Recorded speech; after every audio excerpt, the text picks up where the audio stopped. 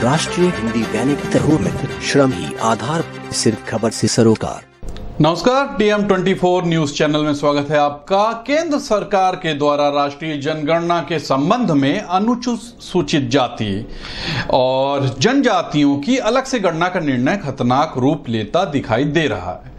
बिहार के मुख्यमंत्री नीतीश कुमार ने पिछड़ों की जनगणना का मुद्दा उठाकर इस खेल को खतरनाक रूप दे दिया है। गौर कीजिएगा, भाजपा के लिए खतरे की बात यह भी हुई है कि बात बनती देख नीतीश कुमार सरकार और भाजपा को ब्लैकमेल करने पर उतर आए हैं। आप गौर कीजिएगा, नीतीश कुमार ने भाजपा और सरकार को इस मुद्दे पर राष्ट्रीय जनता दल के नेता तेजस्वी यादव के साथ गलबहियां करते दिख रहे हैं।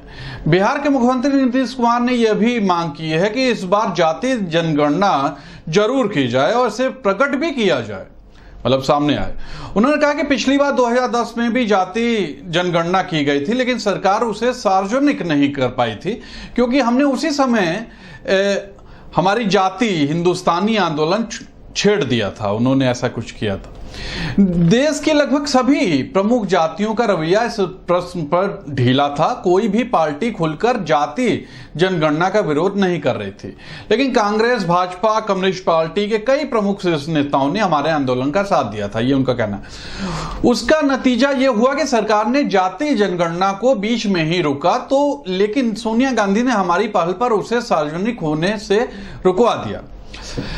2014 में मोदी सरकार ने इसी नीति पर अमल किया। गुजरात के मुख्यमंत्री के तौर पर मोदी ने हमारा डटकर समर्थन किया था। अब कोई नेता दोबारा उसी जाति जनगणना की मांग इसलिए कर रहे हैं, ये भी गौर कीजिए, अब कई नेता दोबारा उसी जाति जनगणना की मांग इसलिए कर रहे हैं कि वो जातिवाद का पासा फेंक कर चुनाव जीतना चाहते हैं।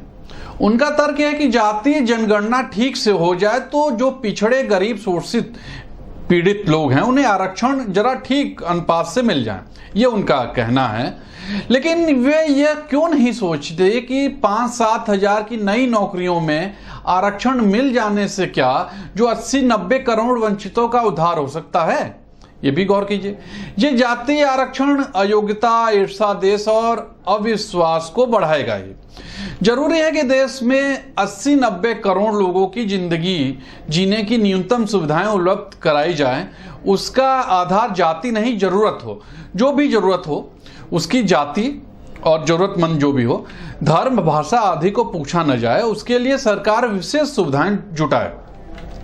जाति आरक्षण एकदम खत्म किया जाए। अंग्रेजों ने जाति जनगणना 1857 के बाद इसलिए शुरू की थी कि वो भारतीयों की एकता को हजारों जातियों में बांटकर टुकड़े टुकड़े कर दे।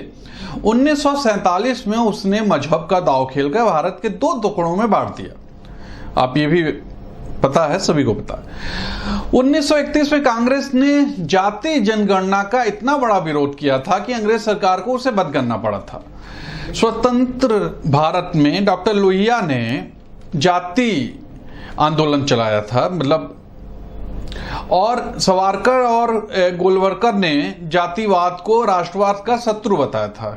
कबीर, नानक, दयानंद, विवेकानंद, गांधी, फूले, अंबेडकर आदि सभी महापुरुषों ने जिन जातिवाद का खंडन किया था, उसी जातिवाद का झंडा यह राष्ट्रवादी सरकार क्यों फहरा रही है?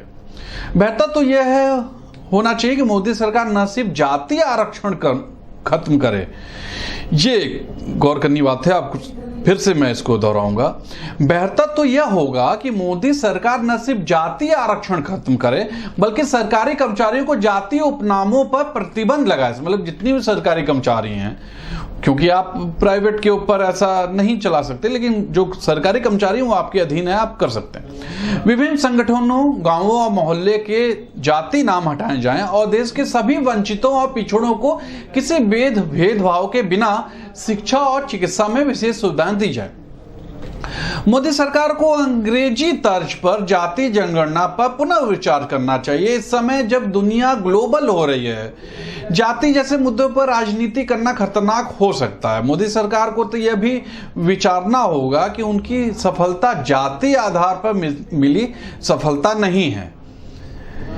ये बात गौर कीजिए। जो सफलता मिली है मोदी सरकार को, जाति आधार पर मिली सफलता नहीं है, बल्कि राष्ट्रवाद पर मिली सफलता है, जो जाति आधार पर जाने से बिखर सकती है।